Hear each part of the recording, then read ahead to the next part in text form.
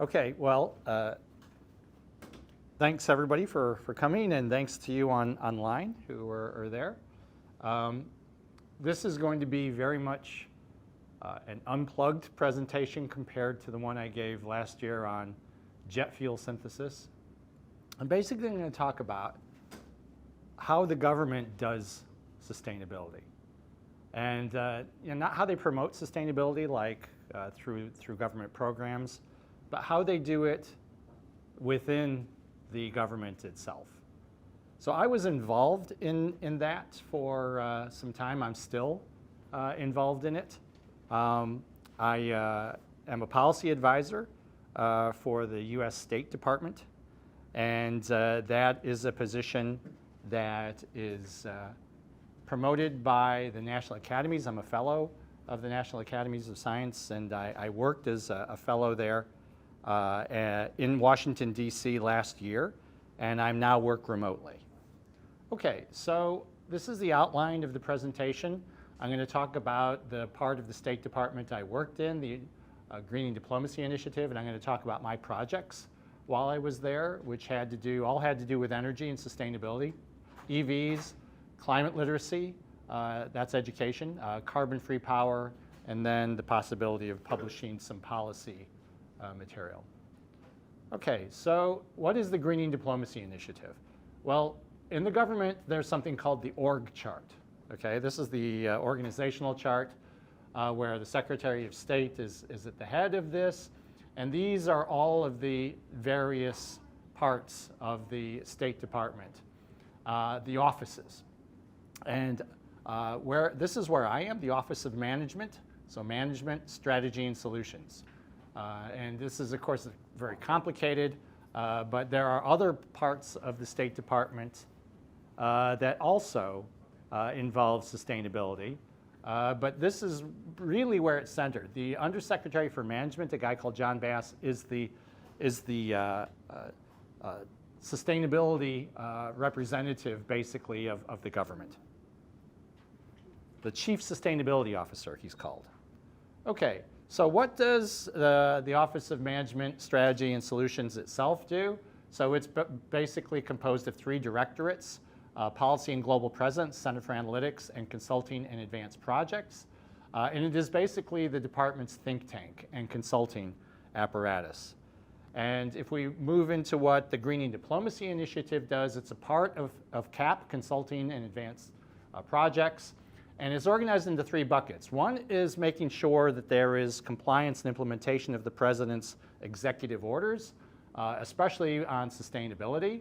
Another is outreach and communication via a mechanism called Green Teams. Earth Day, we've recently had Earth Day, and they put on a big event for that. Awards for sustainability. I'm a reviewer for those awards, and various other things. And then innovation and technology.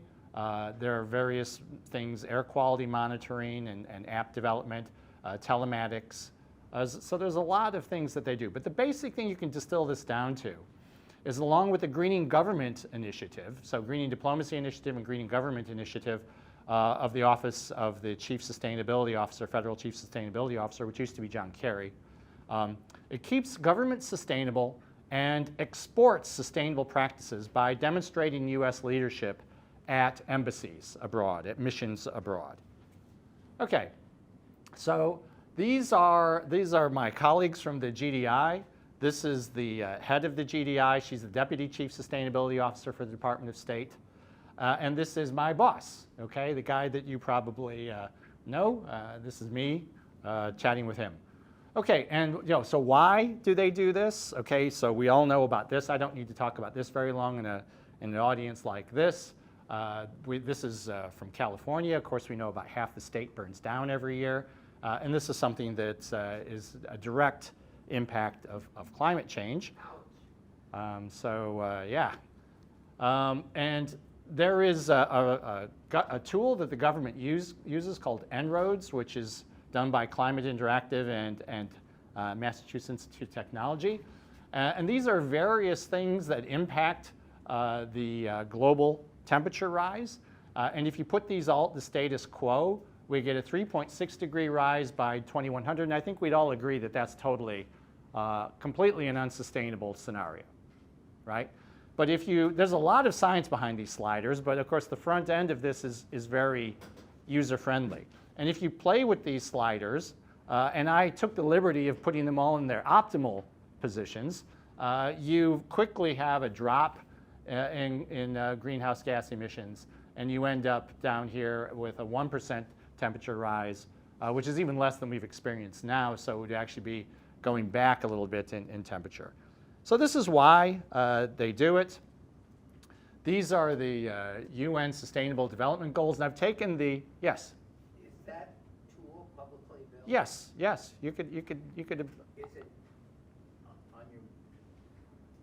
I can let you know what it is. It's EN-ROADS, En-ROADS.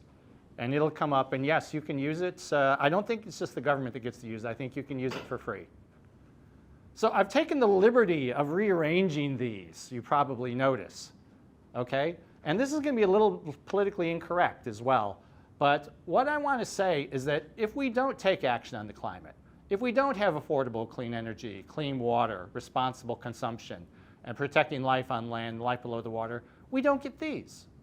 We don't get good health, we don't get zero hunger, we don't get decent work and economic, we end up with poverty, all right? And if we don't have these, we don't get these, things we care about, education, gender equality, reduced inequalities.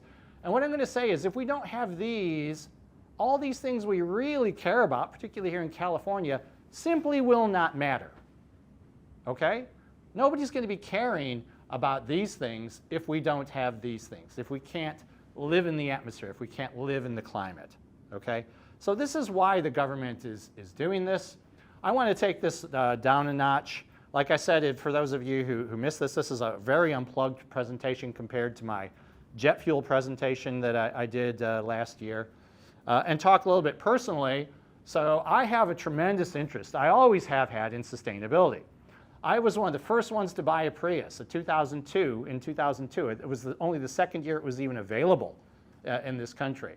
So I've always been an early adopter. In 2013, I bought a Chevy Spark EV, this exact thing. I still have this car. It has a total range of about 70 miles, but it gets me to work and back. So I've always been a very eager early adopter when it comes to environmental causes and things like that. So this is something that fits perfectly with what I do here in academia, and it certainly fit perfectly with what I did as a policy advisor in the Department of State. So they gave me projects, okay? So Executive Order 1408, tackling the climate crisis at home and abroad, included in it to procure the maximum extent possible zero-emission vehicles for the federal fleet. Great, I can work on that. And 14057 also included light-duty vehicle acquisitions and all weight classes by 2035 in the federal fleet. That's here and that's abroad, okay? So you've got to work on that. That doesn't just happen. You've got to have people moving and shaking and making that happen. So what they did, my boss in the Department of State said, I want you to put together what's called a Vehicle Partner Post Program, okay? And this was a cooperation between the GDI, where I worked. This is the Bureau of Administration, Logistics and Management, and Overseas Building Operations. So they love these acronyms. The government is just full of acronyms, right? So you'll see me use them from time to time, but you have to take courses on government speak when you go there to work. All right. So this is what we did. We had a collaboration between these three. And we chose participants that were geographically diverse and also diverse in their degree of development towards electrification of their transport. Okay, so Excuse me. yes. Sorry, going back.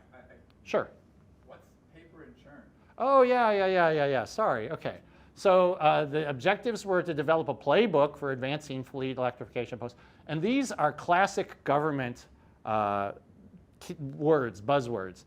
Paper means the information that you put out to the government through cables. They're called ALDOX cables. And churn is the outcome.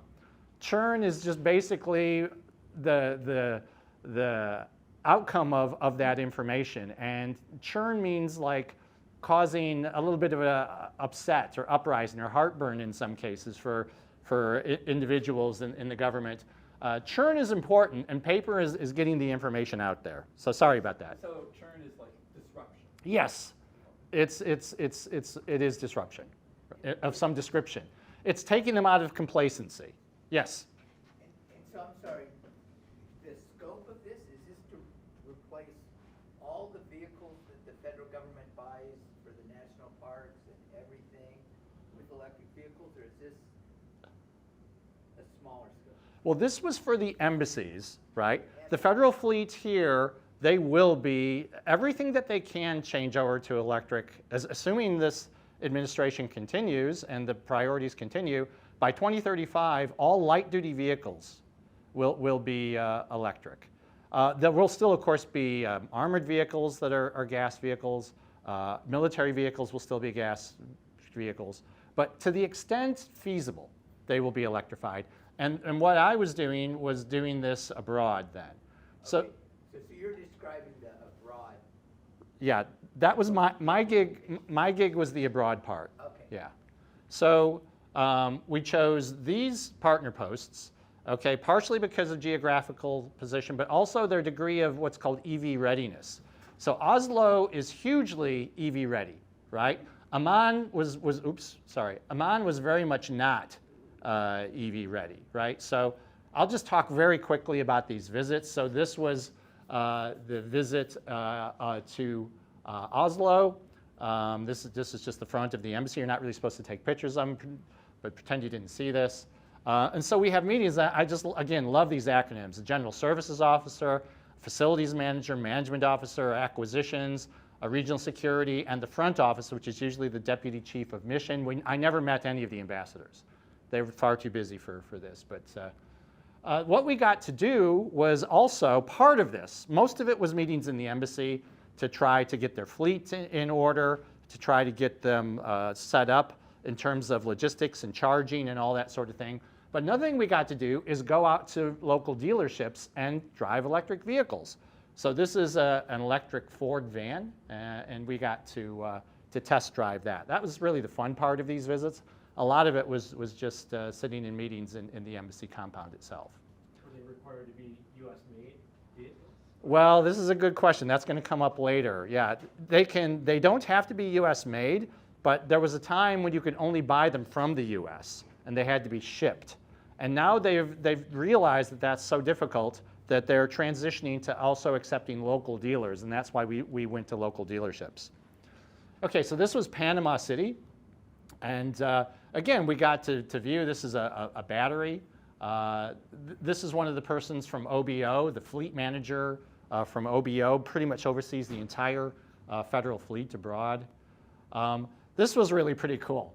These guys, so this was Panama's electric Mustang. And this was a Ford dealer, and they had never seen an electric Mustang. So they wanted to have their picture, the dealers wanted to have their pictures taken with an electric Mustang, which I thought was kind of cute, so I included that. Bring it? Yeah, we drove it there. The embassy already had one of these, and they had also had a Tesla. But of course, the fleet is dozens of cars, right? So we're trying to gradually introduce more of this. Some of them already had some electric cars, which was pretty cool. Necessity is the mother of invention, and since these are expensive in Panama, what a lot of people would do is conversions. So this is some guy who took, I think it was a BMW, pulled the engine out and bought a motor and battery and did his own EVs, and he was selling these, right? And the embassy was thinking of buying some of them. So that was kind of neat. Also, a big part of my job there was to do education, okay? So give talks about EVs, educate people about EVs. They don't know anything. Most of them don't know anything about EVs. So the green future, how electric cars reduce emissions and protect the planet. And here's me giving one of those talks. There's my interpreter because I don't speak a word of Spanish. You had local people coming in. You had people from agencies, government agencies coming in, local Panamanian government agencies, and learning about EVs. Okay, and then here we had a group picture. This was Jordan. So there's not much to talk about in Jordan. This is where they really needed a lot of education. This is where they really needed a lot of input, a lot of encouragement to move in the direction of EVs. Of course, it's a country in the Middle East. There's a lot of oil there. And I only have one picture from there, and that is this. They do have a Tesla dealership, but they have no cars. Okay? We went in there, and they had one demonstration car, but basically we went in there and they said, well, you know, we really can't get cars. And it's like, okay, well, why? Because the government doesn't really want us to do this, but they try to do some workarounds, but this was funny, a Tesla in Amman, Jordan. And then finally, Kathmandu, this was a visit to do, mainly give talks, do education. This is at one of the universities, Tribhuvan University. But getting to your question, this is an electric car. And you see that T and you think, oh, it's a Toyota, but it's not. It's a Tata. And Tata is an Indian brand of car. And the United States has some tolerance towards some Japanese cars and things like that, European cars. But when it comes to cars from competing economies like China and India, that gives a bit of heartburn, right? And so the question is, can we buy Tatas? This is a Tata EV. This was my host. Can we buy Tata EVs, or do we have to import American EVs? That was a big ongoing question, practicality question. Okay. So, yes. I'm sorry, you also mentioned Singapore. Yes. On your list. Yeah, we never got to Singapore because there was some, let's say, churn there at the top where there was somebody, I think the ambassador or the deputy chief of mission had just resigned, and they had what's called a lot of curtailments. That means people shortening their appointment there, and it was just too volatile, politically volatile to go. We didn't think we could really make, you have a very good eye. We didn't think we could make a real difference there, so instead I went to Kathmandu. So Nepal is definitely, they were very, very interested in EVs, but again, it's very hard to get them. Yes? Go ahead. No, that's But, yeah. but so, you know, I don't know a lot about the State Department, but I would think that the people who work in these embassies and their jobs, it's important. And so, part of the question is, okay, so you get an EV vehicle, but there's very few places to charge it in the entire country. Right. So are we going to do that and put them in a position where they can't move around? It seems to me like they are high priority kind of diplomats that wouldn't want to be in a place where their vehicles, it's difficult to charge. Well, so we're talking about cars for the compound. And they, of course, have the charging infrastructure also. When they order these cars, they have to make sure the charging infrastructure is there. They have usually about a 250-mile range. 95% of diplomatic travel is within a 30-mile range.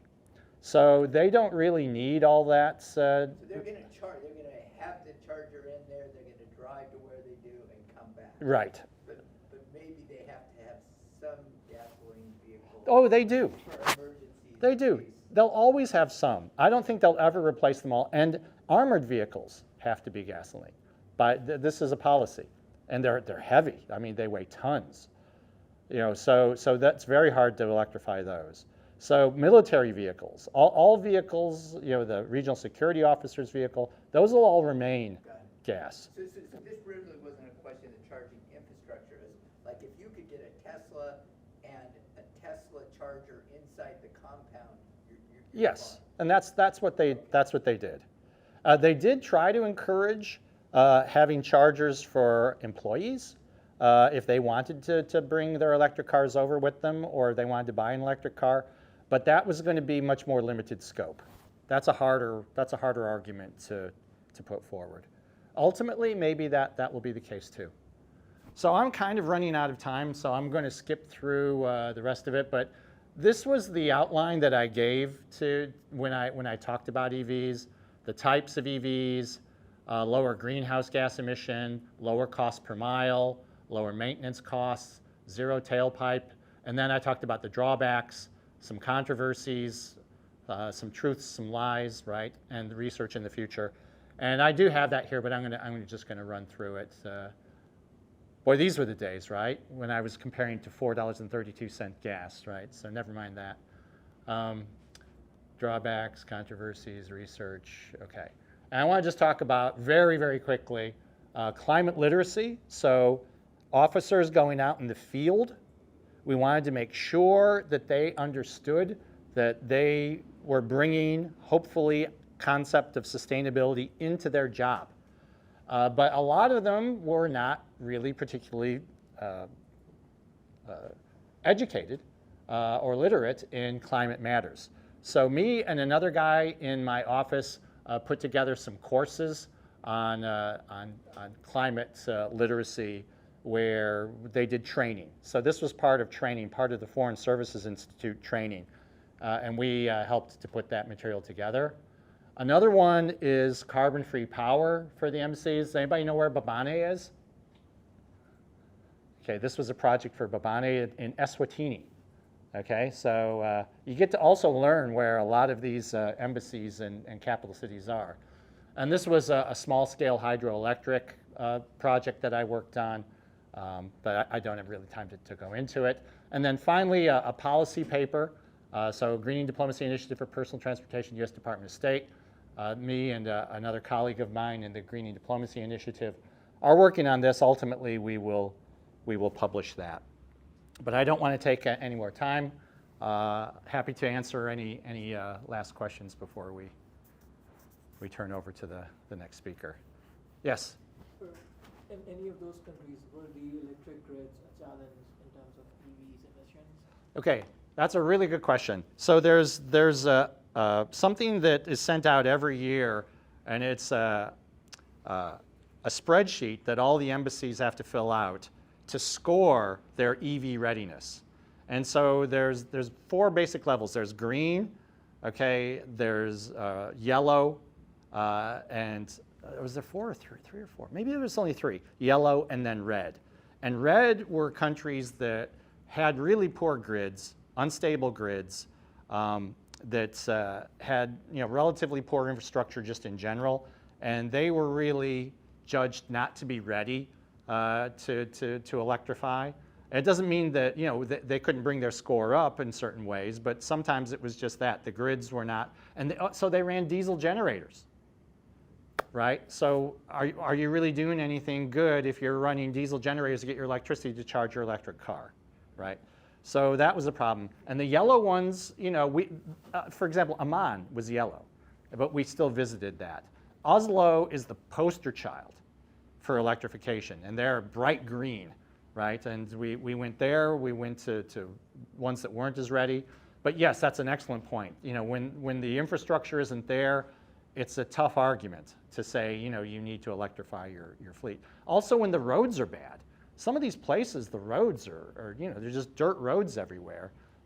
These vehicles are kind of sensitive, right? So there was definitely that issue. So I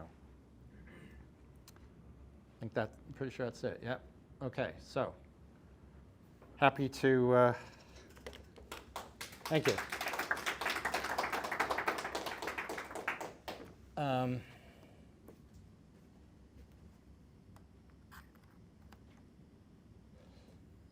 Just a quick recap. So I'll be presenting our recent decarbonization assessment at a meat processing facility, and I'm presenting on behalf of my team, which is Steve Mulqueen from Cascade, myself, and Dr. Kisek right here.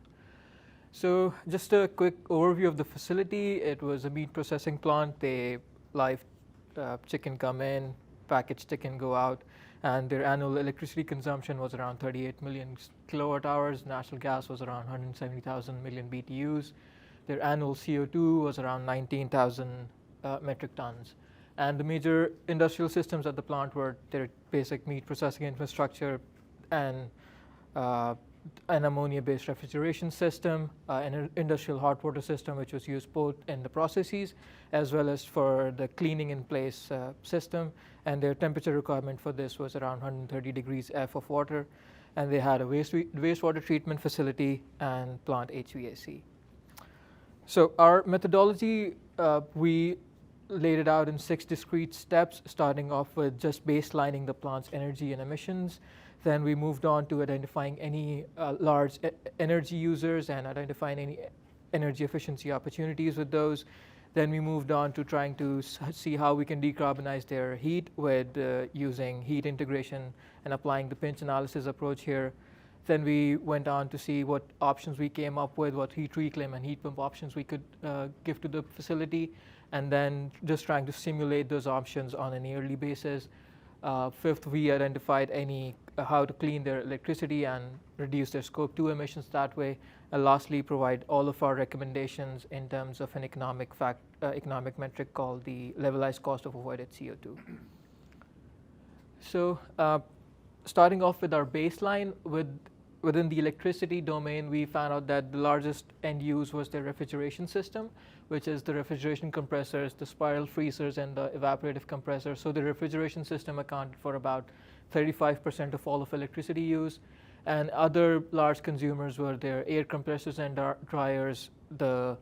And lighting was also a big use at the facility. And in natural gas, we found out that there was a pretty even half and half split between space heating requirements and hot water requirements. So the red, green, and blue slices are all hot water requirements at the facility. And after establishing their energy baselines, we see how their emissions looked, and we used a graph called the Sankey diagram for this. So their total emissions were around 19,000 metric tons, split pretty evenly between electricity and fuel, and the end use emissions are commensurate to their energy use in the previous slides. So after establishing the baseline and identifying what systems were consuming the most energy and electricity or natural gas, we identified what energy efficiency targets or what energy efficiency recommendations we could provide to the facility. So some basic or interventions that we made were just turning off equipment when it's not in use, and we were able to do this across all of their systems. And then we identified that they could operate some of their pumps and some of their compressors at lower speeds, so they had opportunities to install VFDs in those areas. They could reduce their lighting electricity by a whole lot just by switching to LEDs, so just switching to more efficient equipment. Another big intervention was improving the sequencing of these compressors, both air compressors and refrigeration compressors, and improve the sequencing of their refrigeration condensers. So just improving their sequencing by having the largest compressor run as the VFD trim compressor, and then the rest of them coming on and off based on their efficiency numbers. So just by doing all of these simple interventions, we were able to reduce their electricity consumption by 10%, or by 3.6 million kilowatt hours. And this, over the project's lifetime, this would reduce 600 metric tons of CO2 every year for the facility. After doing energy efficiency, we looked into how we could decarbonize their heating loads, so their natural gas use.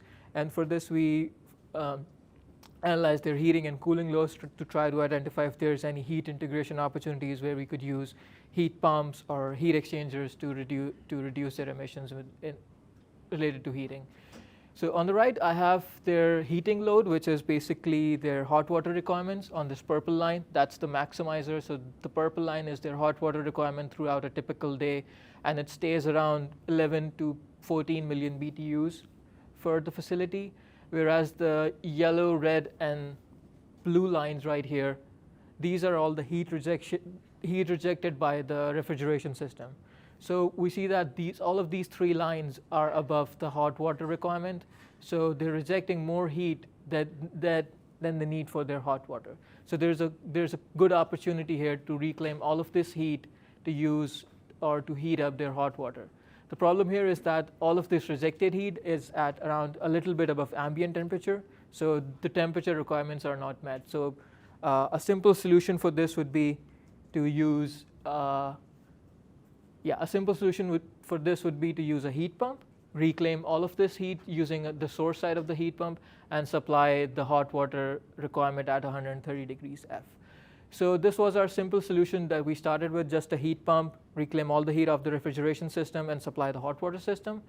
But there's a couple of problems with this simple approach of directly going to a heat pump, is that we've not identified or analyzed any heat reclaim opportunities which you could use to preheat this incoming water. So we're using only the heat pump to heat all of the water from incoming of maybe 50 degrees all the way up to 130. But there might be opportunities at the facility to preheat this water and reduce the heat pump heating as well as the heat pump size. Also, there's a lot of variation between these heat availability based on seasons. So in the winter, we have a lot less waste heat available than the summer. And then during the day, we see a big dip when they start cleaning up and their refrigeration loads go down. So there's a big change within how much source heat they have available at the facility. So just going with a heat pump without analyzing any storage requirements also brings up a challenge with this simple solution. So the alternate approach that we thought would be more applicable here would be to use a pinch analysis, identify any heat reclaim opportunities as well, and then to size the heat pump for what they need at the facility truly. So pinch analysis is a pretty old technique, and what you do is you collect your data for all the heating and cooling loads at the facility. So we did hot water that needs heating, the water comes in at 55 degrees, we need to heat it up to 130 degrees, and we need around 12 million BTUs of heating. So we do something similar for all the streams at the facility, all the heating streams and all the cooling streams. And the next step is then to draw composite curves. And what these composite curves show us is that they show all the streams that need cooling on this blue line and all the streams that need heating on this red line. And this overlap region, what the overlap region shows us is that how much heat exchange we can do between these streams to minimize or optimize our complete heat exchanger circuit. So we saw that just by using heat exchange between our streams, we could get up to a temperature of around 105 degrees, and we don't need a heat pump to heat our hot water coming in at 55 all the way up to 130. We could do 100-degree water just using heat exchange. And so this pinch was for a summer production scenario. So we have summer production is the best case scenario where they have the maximum heat available. And then we looked at other operating scenarios. So we did summer production, summer sanitation, winter production, and winter sanitation. And through these 4 scenarios, we were trying to see how the system would operate over the complete year. And a couple of things that we identified were that heat exchange is a viable option in all the scenarios. And these high temperature streams that needed cooling, which were either the de-superheater or the oils in the compressor, these streams were most suitable for heat exchange. And the low temperature streams, which were either the condensing ammonia condensers or the wastewater streams, these were particularly suitable for acting as the heat pump source streams. So just one more thing I would point out going back here is that I pointed out that the overlap region is your heat exchange region, but what the pinch analysis also shows you is that everything on the left of this region, these are all streams that need cooling. So all of this can be your source heat for the heat pump. And the complete region on the right side of this overlap region can be your sink region for the heat pump. So the pinch analysis not only shows you your heat exchange capability, but it also shows your heat pump capability and which stream should you use for both of those end uses. So using the pinch approach, we were able to do a complete heat reclaim loop and a heat pump loop for the facility. And what we're doing with this heat reclaim loop is that we're taking all the heat from the refrigeration system, and we're doing it in steps. So we go to the subcooler first. We take all the heat from the subcooler. Then we go to the water-cooled condensers. We take the heat from the condensers. Then we go to these oil coolers here and here. We take the heat from the oil coolers, and then at the end we go to these de-superheaters. And then we take heat from the de-superheaters. We come back to this heat exchanger, and we dump that heat into our hot water loop. So what we're doing with this system is that we're trying to take incremental temperatures with each heat exchanger. So our lowest temperature heat is this subcooler, and our highest temperature heat available is this desuperheater, and we go in steps and take all of that heat in steps. And what we are doing with the heat pump is that we are again taking heat from the refrigeration system using a condenser and a desuperheater, and then we're taking it to a tank just to buffer the hot side, and then we're supplying our heat pump from this tank.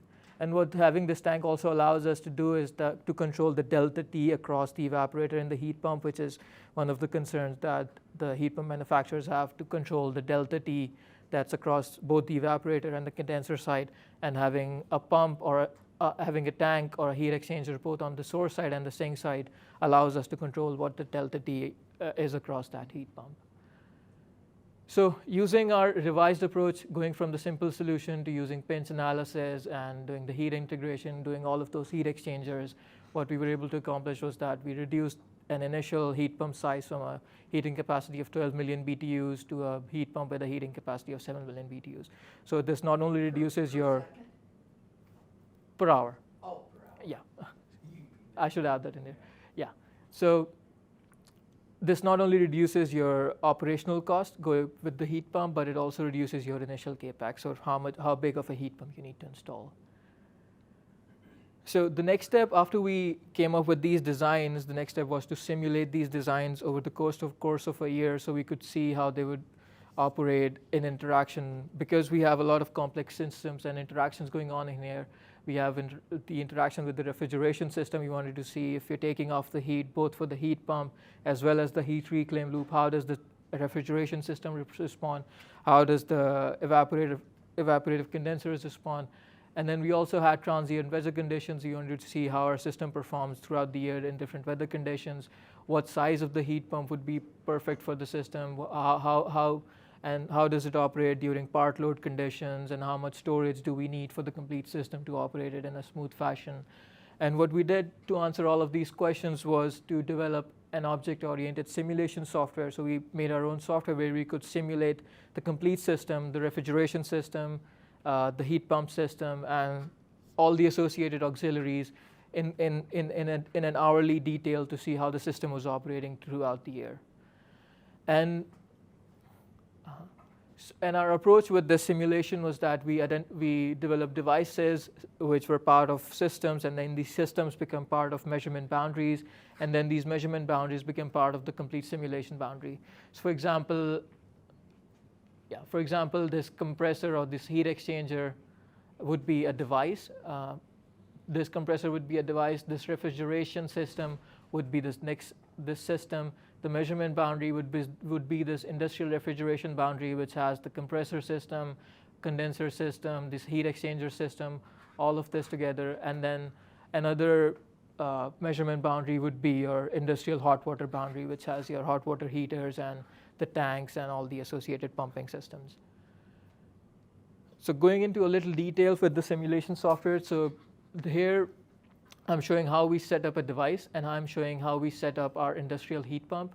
So we use these operating conditions from manufacturer's data. So this was from a heat pump that we got these data from the manufacturer, which is their inlet and outlet temperatures, both on the evaporator and the condenser side, and then their capacities on the evaporator and condenser side, their input power. And using this manufacturer's data, we can develop regression-based relationships for full load and part load capacity, and then we can have, this is an Excel-based input that goes into your then simulation software, but in your Excel-based input, you can then specify if it's a linear relationship, or we have, for some other equipment, we also have quadratic or cubic relationships for defining these devices. And once we define all of the devices, so I was just showing the heat pump, but you define your compressors, condensers, heat exchangers, all in a similar fashion. The next step is to define your systems. And here I'm showing the heat exchanger system. And this heat exchanger system is this inner loop right here, which goes from the subcooler, condenser, oil coolers, desuperheater, and then goes back to this water-to-water heat exchanger that heats up the hot water. And in this system, we have 9 heat exchangers. We have different flow rates going through each of them. And then we can also specify where the flow is coming from to this exchanger and where the flow is going to from this heat exchanger. And then we can also define different schedules for this system to define how this system operates at different times of the year or different schedules. And then with each schedule, we can then specify, we can turn on and off different exchangers and then also modulate the flow rates for each exchanger. So within the systems, we have this scheduled approach, so we can define different schedules, and based on those schedules, the system operates differently. So this is just showing how all the devices and systems and measurement boundaries come into play in our simulation boundary. So the bottom layer is all of the devices within our system. So we have some compressors, condensers, we have some heat exchangers, water heaters, tanks, and then all of these devices become part of their individual systems, and then these systems become part of the refrigeration boundary, which then becomes part of the overall simulation boundary. And then how we get the outputs, so for each system we get a separate sheet, which is a date time table, and the outputs that we're really interested in are the mass and energy flows, the operating status is this on and off, and the fraction capacity and the power consumption at those times. So these are our main outputs for each of the systems. And within these sheets, we have columns for each of the devices. So is heat exchanger 3 on? Is it off? How much flow rate is going through on both sides? What's the heat exchange on that heat exchanger? And we're doing this on an hourly basis for each system. So just showing the results here. For one example, this is again the heat pump system. For each hour of the year, we have what is the rated capacity for this heat pump? Is it on or off at this point? What's the fraction capacity at this hour? What's the fraction power at this hour? And what's the operating Q in and Q out? So this would be evaporator energy. This would be the condenser energy. And then lastly, how much how much power are we supplying to the compressor at that hour? So we're doing this. Similar sheets are developed for all the other systems as well. And then using all of those outputs, then we can, for each month of the year or for the complete year, we can find out how much energy or how much energy we supplied to the compressor system, how much energy we supplied to the condenser system, how much energy went into our heat pump system, how much energy went into our pumping systems, and then we can also find out how much electricity and heating costs we ended up with. So this just shows us what impact our heat exchangers and heat pumps had on our condenser system and compressor system, and how making changes resulted the overall system. And we're not only analyzing our heat pump system, essentially. We're analyzing the complete plant at this point. And what hourly results also help you do is then find out what's the changes in the electricity cost primarily, and then also find out how much increased demand charges or decreased demand charges would you get based on your increased or decreased electricity consumption when you add a heat pump. So having those hourly outputs also helps you calculate that in a better manner. So just summarize results from our system integrated approach. We were able to reduce their natural gas consumption by 22% using heat reclaim only. So this is just using heat exchange with the refrigeration system, no heat pump. And if we augment our heat reclaim system with the heat pump, we can add a further 14% on this natural gas reduction, and we are able to get to a 3,000 metric ton CO2 per year reduction in their emissions. And the interesting thing was we were able to do all of this at a negative levelized cost of avoided carbon. So negative cost means that they're saving carbon and they're also generating revenue on all of these interventions. Next, after heat integration and heat pumps, we looked at how we could clean up their electricity and reduce their Scope 2 emissions by some measure. So based on the availability of space at the plant, we suggested that they do a 2 megawatt power solar PV array. And based on their base load for the complete year, it was pretty close to what power we could supply from this facility. Therefore, we had almost 100% utilization ratio, which means that they do not need any additional storage or any curtailment from this plant. And again, they had a negative LCAC here also, which makes this a revenue-generating decarbonization recommendation. And one more thing, that the utility that was providing electricity to this facility has a decarbonization target for 2050. So the plant will decarbonize their Scope 2 emissions as the utility decarbonizes also. So we didn't really have to do a complete solar array for decarbonizing their complete electricity. And finally, we provided our recommendations in form of an LCAC. I know it's difficult to read, but it's all of the recommendations: energy efficiency, on-site solar, heat reclaim, heat pump. All of our recommendations are on a single chart. And what this chart shows you on the y-axis is your levelized cost of avoided CO2. So how much cost or savings you have per ton of CO2 abated, and then on the x-axis we have how much carbon does the measure abate. So this, as an example, this final one, which is a very thin line going from here to here, very thin rectangle, this is your heat pump. It's a negative LCAC of minus $8 per ton, and it saves you around 3,000 metric tons of CO2. And then we also provided a separate LCAC chart based on these grouped recommendations. So these are grouped based on decarbonization pillars from the DOE. And we see that energy efficiency is the most cost-effective measure, and it saves around maybe 10% of their overall CO2. Then next is their on-site solar, and then finally we have electrification, which is basically the heat pump.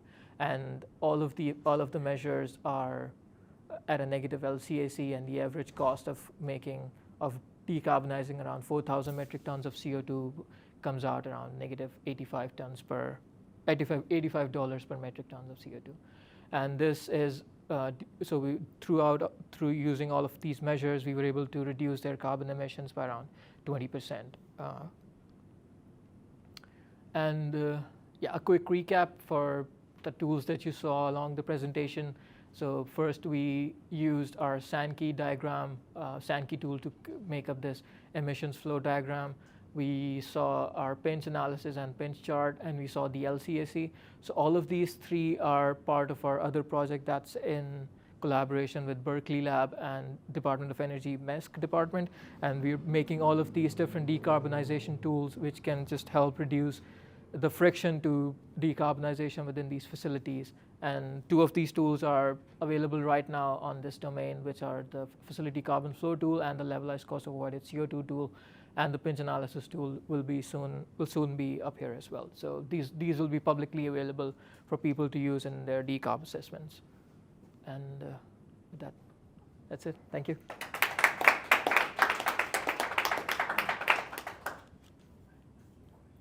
Yeah. Let's see. So, was the energy saved from reducing heat rejection energy consumption considered in there in terms of like not using dry coolers or cooling towers or things like that? Yeah.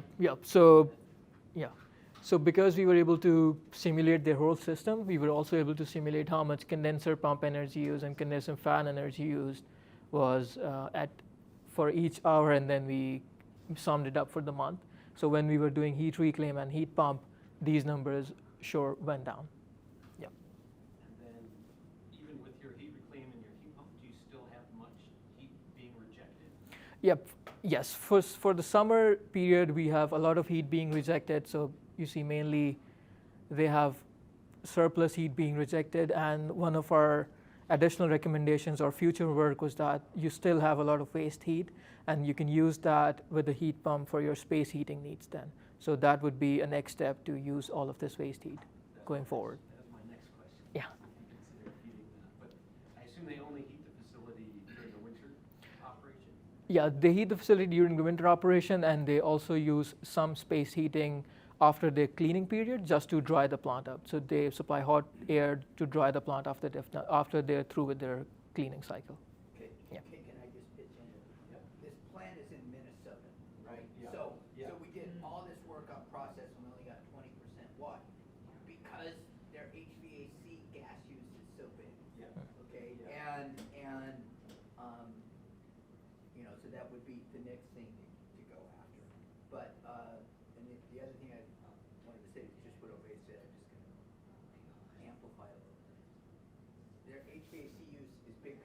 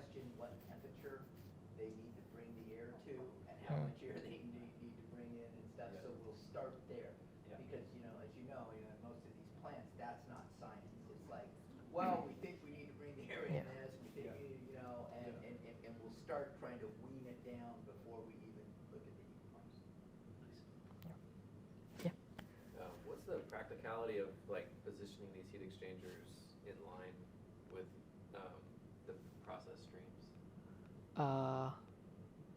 Like you can draw a diagram of heat exchangers, but are these pipes physically near one another? Is it challenging to get the heat exchanger located in the right position? Yeah, so we do have, we looked at the feasibility of, one of the challenges was these oil coolers. How are we going to get these oil coolers in?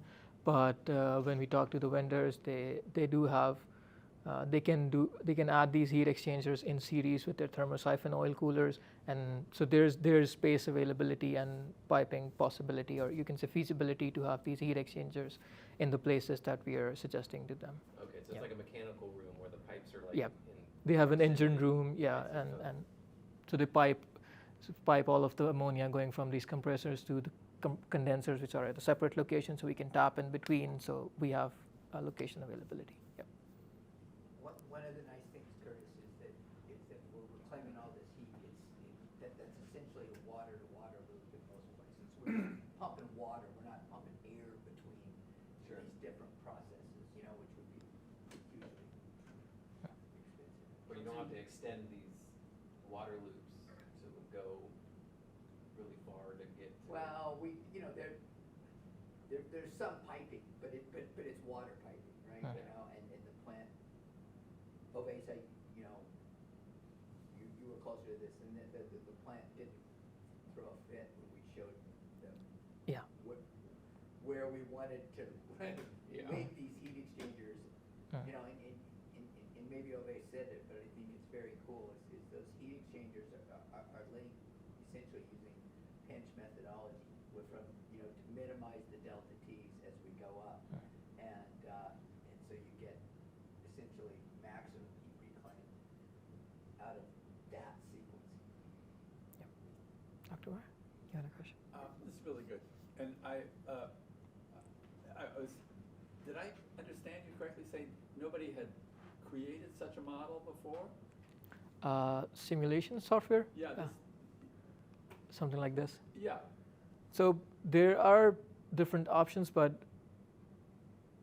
yeah, there are different options like Transys or something, but I don't know if they're able to take manufacturers' data and make your own models and then have options to change those models as you wish. So we can go in and change this linear to a quadratic or something, but I don't know if we have this flexibility in some of the other softwares. And so Alan, may I jump in? It's pretty much unprecedented. There may be some elite engineering companies in the world that have something like this, but it's amazing. This is Energy Plus, but I think it's more brought to an entire plant simulation, because it's different and better than Energy Plus because it's object oriented. You can rearrange these things as you need to in an industrial plant, and still bring it together under one simulation program. It's astounding, and Ovais played a huge role in the development of this. First, this is just a suggestion. It sure would have been nice if you had a photograph of the plant to start with, because somehow that would have made it more real, more. yeah. But that's fine. Then the next question is, when you started, at least my question would be, is this an efficient plant to begin with? So did you compare it with any other reprocessing plants? So the good thing with this plant, which makes it a good choice or a good candidate for a heat pump solution, is that they don't have any steam systems within the plant. So they only have hot water, and they're using hot water for all of the requirements.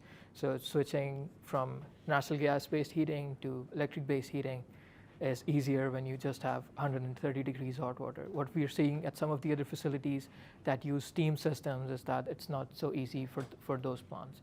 So this was a good facility in that aspect, but we didn't benchmark benchmark this with any other people, but the good thing was that they didn't have any esteem system, so that makes it Yeah, so I takes don't, make them better. along with the photograph, I don't have any sense of how many tons of product goes through this this plant every year. Is it a big one or a small one? And then how does it compare to what we might see in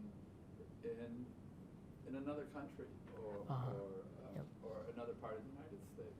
Yep, that's a good suggestion. Your answer though is important that that it already had taken a major step by avoiding steam. Yep. But yeah, that would have been What good. if there's Alan, what we did do to ground this presentation is we made sure that you're serving chicken today at lunch. no vegetarian? Okay, so just for the people who wanted to fully immerse themselves in Meat processing experience. No, you just have to show the right photos. So that It's you a wanna pretty go big vegetarian. plant. Yeah, those are good recommendations. These. Yeah. What's the spark gap in Minnesota? It's for utility? it's between 4 and 5, so it's a challenging place. But getting the negative LCAC was a good confidence booster because they have a big spark gap. So that just shows that you need to do the detail engineering, you need to do the heat reclaim, and you need to use your waste heat in the correct way to make these projects economical. Or if you just go down the air source route or the ground source route, you would end up spending money to save carbon. Yep. Yeah. So you had your avoided costs, your supply curve, conserved carbon. LCA. So right, so that thing. What was that incredible line at the beginning? So That probably embarrassed the plant manager if you told them about it. So it's the first one, that's the biggest one, is the VFD on the pump. And it's so lucrative because they also get the incentive from the utility. So they get the incentive and they're also getting the savings, and they also save carbon. So it's like compounding effects, and then they just end up with a negative $1,500 per ton of CO2 saved. So they need to do that tomorrow. Yeah. I should have done it last week. Yeah. And then just the next couple measures at 600, minus 600? So some of these around here are turning off pumps, reducing compressed air leakage, and then turning off spiral fans, lowering the fan speed, improving sequencing, refrigeration compressor sequencing, and a lot of these are also compressed air interventions. So reducing compressed air leaks, improving compressor sequencing on compressed air, and then also replacing compressor where it's not needed with low pressure blowers and all of those. So this is an inside joke because Ovais knows I'm obsessed with compressed air. So, but the first one was a surprise. And what did the facilities manager say to this? It's What- I don't have their direct reaction because they were more in talks with Steve Mulqueen from Cascade, so I don't have their reaction to this. But It's in discussion. These reports go through a lot of internal Cascade review and then Excel review paid for. And the final report is maybe delivered tomorrow. But the two things, the plant has been very positive about this. And for instance, Pilgrim's is a subsidiary of JBS, which is the biggest or the second biggest meat producer in the country.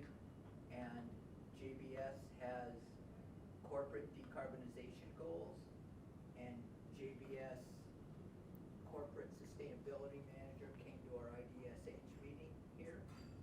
And so we're hopeful. yeah. Yes, thank you. There's a question from Billy in the Zoom. Oh. Yeah. Missed it. Excellent project. Prior to MATLAB, were these systems modeled on other software tools, example, SuperPro? So Billy, on your question, no, we started, we had this MATLAB a foundation available to do this in MATLAB, and then we just extended and made it a complete plant simulation software. So we started with something in MATLAB, so we just kept going with it in MATLAB. We didn't look at other tools. For example, you're saying SuperPro. I didn't look into SuperPro.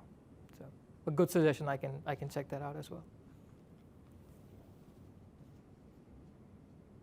Steve's been working on this plant sim for years. With, anyway, but this project in Ovais helped it push it over the edge. Yep. All right.